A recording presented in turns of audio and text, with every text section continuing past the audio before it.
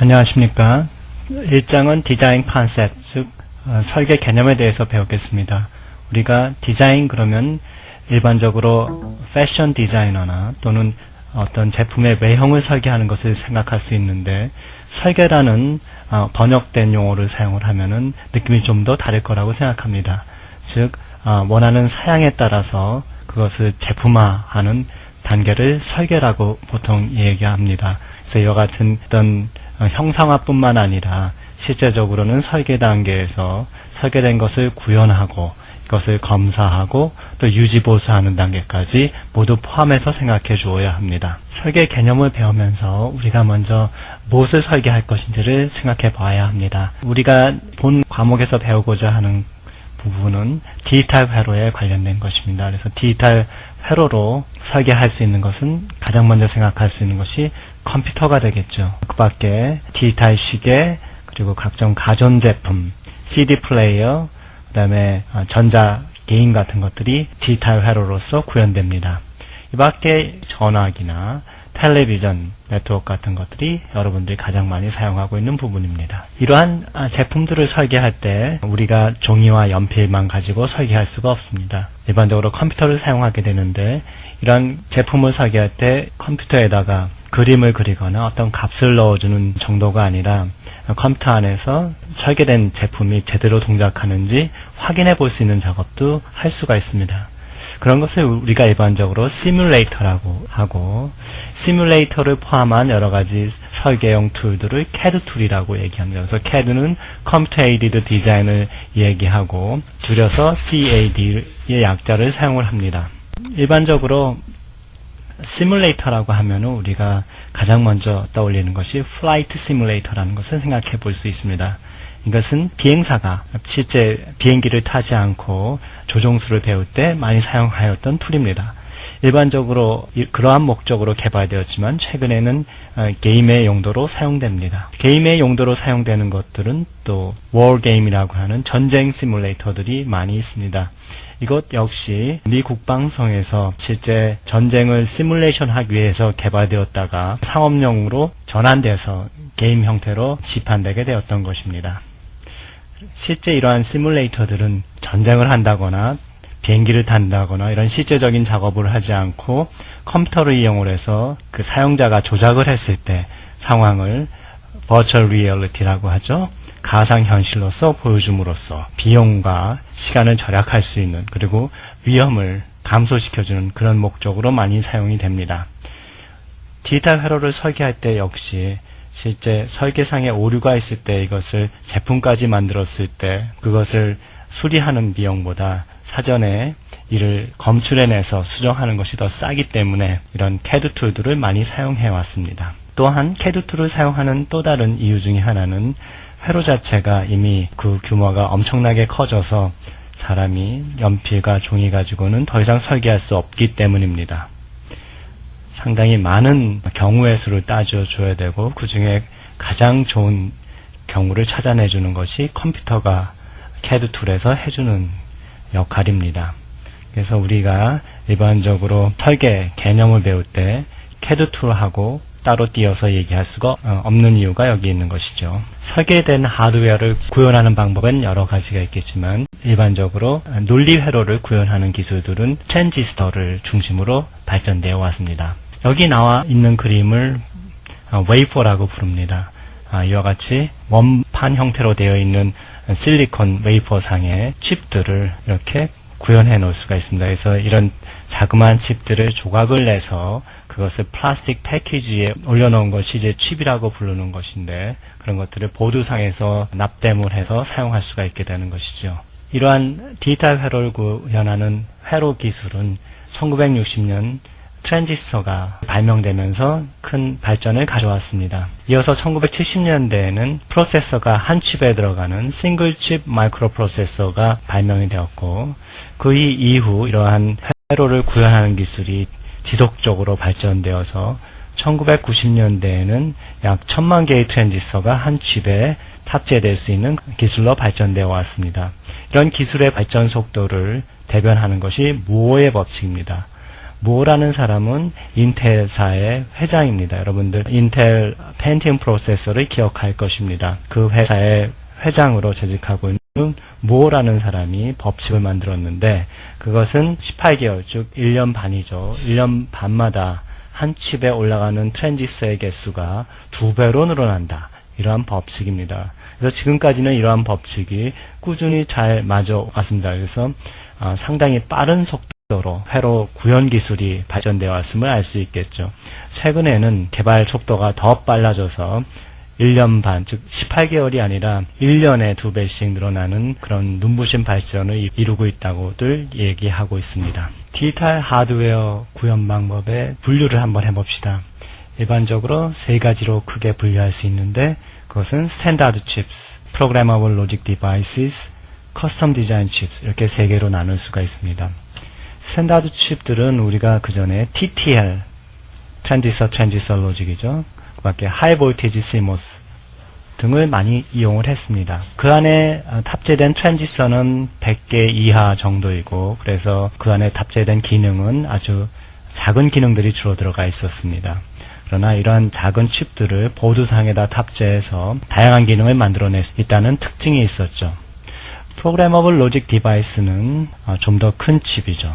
그래서 로직 셀이나 메모리 블록, 그 다음에 인터커넥트 와이어들이 적절하게 연결되어서 칩으로 구현되어 있다가 그것을 사용하는 설계자가 그것을 구매한 후에 자기가 원하는 기능을 갖도록 컨피규어 해서 사용할 수가 있습니다. 그래서 컨피규어라고 그랬는데 이 말은 구성을 바꾼다는 이야기죠. 그래서 주로 인터커넥트 와이어나 로직 셀들의 함수라든지 또는 연결 정도를 바꾸어 줌으로써 원하는 기능을 만들어내는 겁니다. 그러한 이유 때문에 리프로그래머블이라는 이야기를 한다. 즉 프로그램이 가능한 칩이라는 뜻이죠. 또한 여러 가지 용도에 따라서 크기도 다양하고 또 하나 중요한 특징은 off-the-shelf 컴포넌트라는 뜻입니다. 스탠다드 칩 역시 off-the-shelf 컴포넌트입니다. off-the-shelf라는 얘기는 선반에서 즉시 꺼냈을 수 있는 이런 말이죠. 즉 따로 어떤 특정한 용도에 맞춰서 주문해서 생산하는 것이 아니라 미리 준비되어 있는 것을 사서 쓰면 된다는 의미가 됩니다. 마지막으로 커스텀 디자인 칩스입니다. 이것은 실제 주문형 반도체를 얘기하기도 하고 혹은 어떤 특정 목적의 어떤 거대한 시스템을 설계한 경우를 모두 포함해서 얘기합니다. 그래서 주로 어떤 주어진 태스크, 즉 동작에 맞춰서 최적화 시켜놓고 있고 따라서 그 칩을 아주 효율적으로 사용할 수 있고 그 다음에 성능도 아주 높일 수가 있습니다. 더구나 요즘에 중요시되고 있는 전력 소모를 아주 줄일 수 있는 특징이 있습니다. 흔히 이런 칩들을 설계하는 방법은 두 가지 방법이 있는데 하나는 세미 커스텀, 또 하나는 풀 커스텀이라고 이야기합니다. 세미 커스텀은 미리 반쯤 설계해 놓은 것을 최종적으로 CAD 소프트웨어를 사용을 해서 완성시키는 단계고 풀 커스텀은 처음부터 수작업을 통해서 마지막까지 설계하는 것을 말하고 있습니다. 우리가 이런 세 가지 종류의 칩들을 설명했는데 어떤 칩들을 가져다 쓸 거냐 하는 것은 코스트를 따져서 결정해야 됩니다. 특히 이 코스트는 전체적인 물량에 따라서 달라질 수가 있습니다. 예를 들어서 수량이 작은 경우 프로그래머블 로직 디바이스가 적당하겠고 수량이 많은 경우에는 커스텀 디자인 칩이 유리할 것입니다. 그것은 커스텀 디자인 칩의 경우 대량 생산의 경우 상당히 가격을 낮출 수 있다는 특징이 있기 때문에 그렇죠. 그 밖에 자기가 시장에 어떤 제품을 내놓는 시기가 중요할 수가 있는데 커스텀 디자인 칩 같이 생산하는 시간이 많이 걸리는 경우 빨리 시장에 내줘야 되는 그런 제품이 있다면 적당치 않을 것입니다. 그 경우엔 차라리 off-the-shelf 컴포넌트가 더 유리하죠. 따라서 이러한 디자인 TAT, Turn Around Time이라고 그러죠.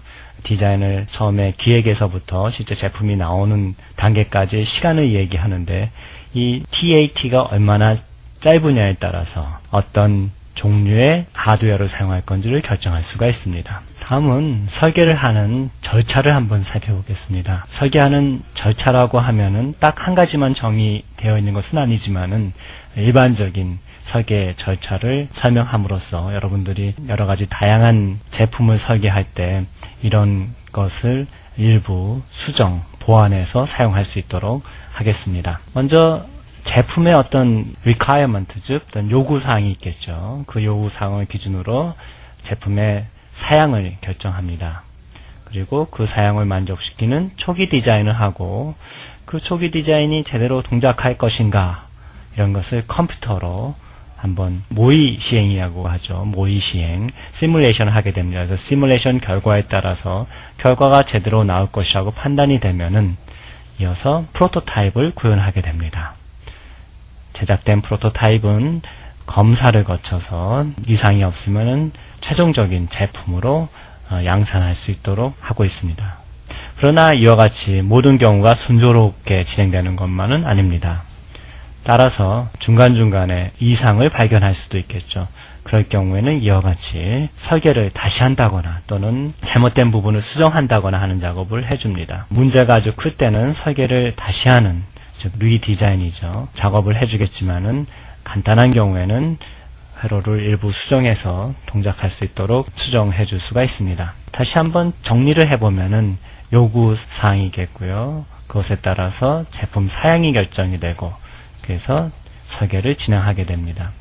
이때 설계를 진행하는 사람은 어떤 CAD 툴이 해주는 것이 아니라 사람이 직접 해주게 되는 거죠. 즉 설계자의 전문성이나 또는 직관력 이런 것이 중요한 부분이 됩니다. 그 외에는 주로 CAD 툴을 많이 이용하게 됩니다.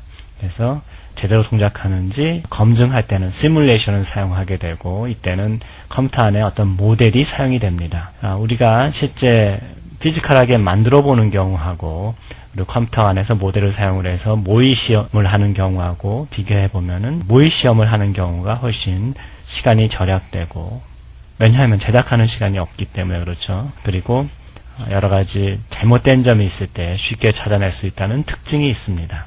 앞에서 설계 전 단계를 살펴봤을 때 언급이 있었지만 설계 단계는 처음부터 끝까지 차례차례 한 가지씩 작업을 수행을 하면서 완성되는 것이 아닙니다. 그보다는 차라리 어떤 작업을 반복적으로 수행하는 것이 대부분이 될 것입니다. 그 이유는 회로가 제대로 동작하는지 검증할 때 시뮬레이션을 사용하게 되는데 이 시뮬레이션에 의해서 제대로 동작하지 않는 점이 발견되면 그것의 원인을 살피고 그리고 그것을 해결하는 방안을 제시할 수 있어야 됩니다. 그런 작업이 전체 설계 작업의 대부분의 시간을 차지하게 됩니다. 이런 시뮬레이션을 할 때 많이 사용되는 것이 CAD 툴입니다. 시뮬레이터라고 부르죠, 보통. 그리고 이런 CAD 툴을 사용을 해서 회로가 제대로 동작하는지 검사하게 되는데 이때 입력을 가상적으로 역시 모델에 의해서 넣어주게 됩니다. 그래서 회로에 오류가 있는지 없는지 완벽하게 확인해 보려면 입력 조건들을 다양하게 그리고 모든 조건을 다 포함하도록 그렇게 설정해서 시뮬레이션을 해주는 것이 중요합니다. 앞에서 설계 단계를 초기 단계부터 최종 단계까지 여러 단계로 나누어진 것을 보았을 것입니다. 만약에 어떤 에러가 발견됐다고 했을 때 초기 단계에서 에러가 발견된 것하고 나중 단계에서 에러가 발견된 것의 차이를 한번 생각해 봅시다. 초기 단계에는 대부분 컴퓨터 안에서 작업을 하기 때문에 수정이나 또는 그런 검출이 아주 쉽습니다. 반면에 완전히 보드까지 다 제작했을 경우에는 오류가 발견됐을 때 어느 부분이 잘못됐는지 또는 그 오류를 정말 어떻게 어느 부분을 뜯어 고쳐서 해결해야 될지 난감해질 경우가 많습니다.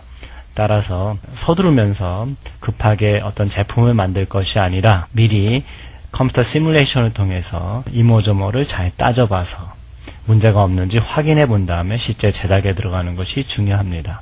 그리고 여기 그림에 나와 있듯이 반복적으로 시뮬레이션과 리디자인 혹은 커렉션 등의 작업을 수행하면서 문제를 사전에 해결하는 것이 중요합니다. 여기 나와 있는 그림은 어떤 시스템을 실제 제작한 보드를 보여주고 있습니다.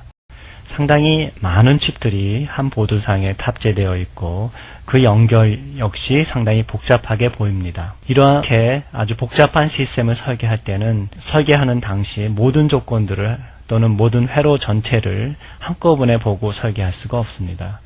이때는 divide and conquer라는 그런 기법을 사용할 수가 있습니다. 이런 divide and conquer는 즉 나누어서 분열시켜서 정복하라 이런 얘기죠. 이 용어는 실제 고대 전쟁에 있어서 어떤 전략적인 용어로서 많이 사용된 용어입니다. 즉 적군을 격퇴할 때 먼저 적군을 분열시키고 분열된 조각조각을 하나씩 정복함으로써 전체 적군을 물리칠 수 있다. 그런 의미에서 나온 것이죠.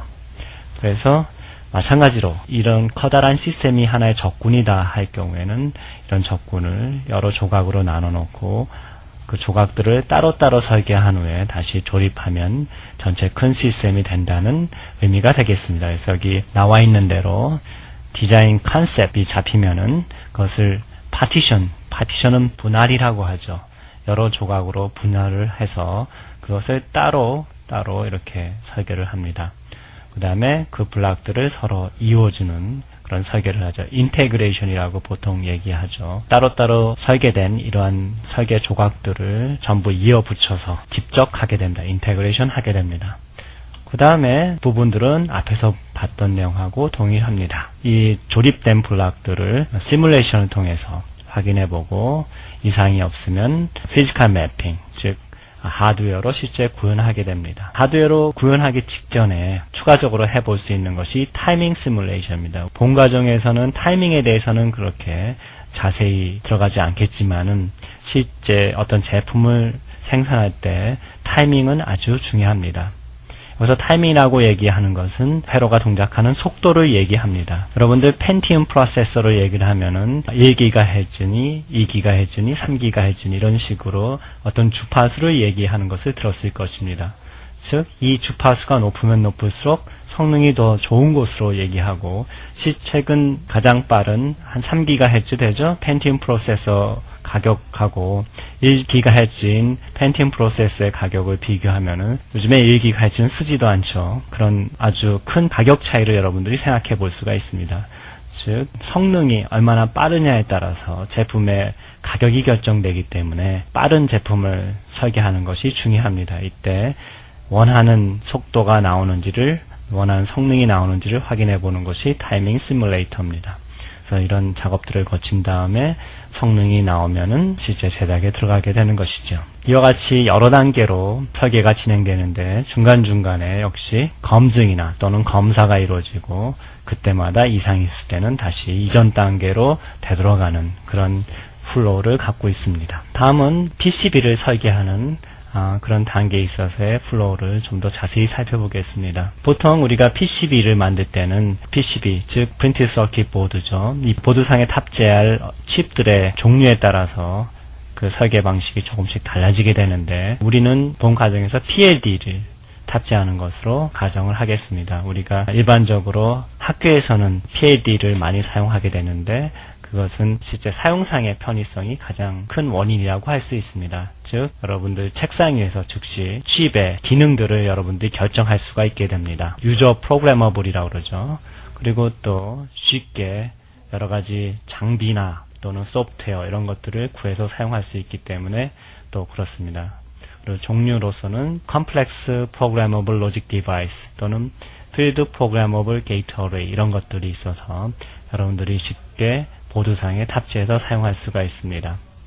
이러한 칩에다가 어떤 기능을 프로그램을 할 수가 있다고 했는데 그때 사용되는 툴들이 여러 가지 있지만은 알테라 칩의 경우에는 알테라 맥스 플러스 2 같은 소프트웨어가 칩을 제작하는 회사에서 제공하고 있습니다. 실제 설계하는 단계를 보면은 프로토타입을 만들고 테스트를 하고 이상이 있는지 보고 이상이 없으면은 PC보드가 완성되는 그런 단계, 아주 간단한 단계죠.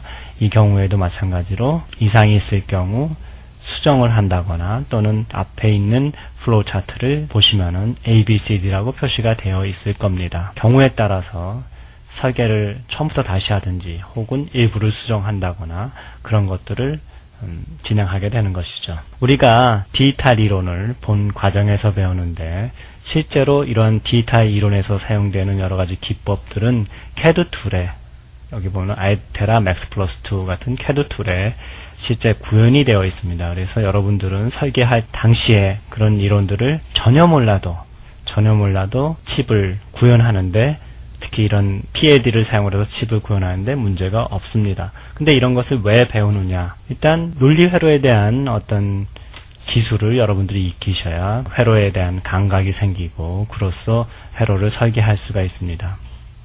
이런 부분들이 이해가 되지 않는다면 대부분의 경우 소프트웨어를 설계하는 그런 능력하고 이 하드웨어를 설계하는 능력이 큰 차이가 없게 됩니다. 사실상은 차이가 있죠. 즉 소프트웨어를 설계할 때보다 하드웨어를 설계를 할 때는 좀 더 많은 물리적인 부분들을 검토해 주어야 합니다. 특히 회로가 얼마나 더 커질 거냐, 칩의 면적을 얼마나 더 쓸 거냐, 혹은 이 회로가 얼마나 빨리 동작할 거냐 이런 것들을 검토해 주어야 되기 때문에 그런 것들을 미리 생각할 수 있으려면 이런 디지털 이론을 여러분들이 배우셔야 됩니다.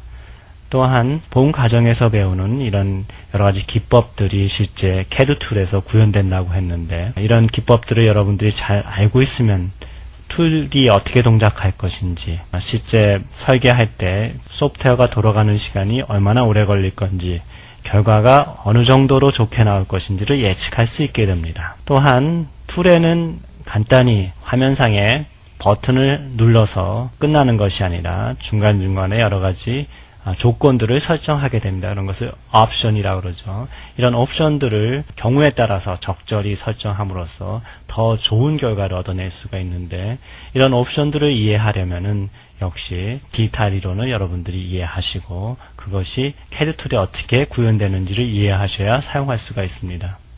또 하나 중요한 것은 이러한 디지털 이론 자체가 간단히 공학적인 용도뿐만 아니라 철학적인 또는 사회과학적인 측면에서도 널리 인용돼서 설명되고 있습니다. 또한 이런 디지털 이론은 상당히 유명한 석학들에 의해서 개발되어 왔고 또 그 내용이 수학적인 내용을 많이 포함하기 때문에 여러분들의 어떤 지성 발전에 많은 도움이 될 것입니다. 그러한 이유들로 해서 디지털 이론을 배우게 되는 겁니다. 그래서 1장을 간단하게 마쳤는데 2장부터는 실제 여러분들이 디지털 이론들이 차례로 배우시게 될 겁니다.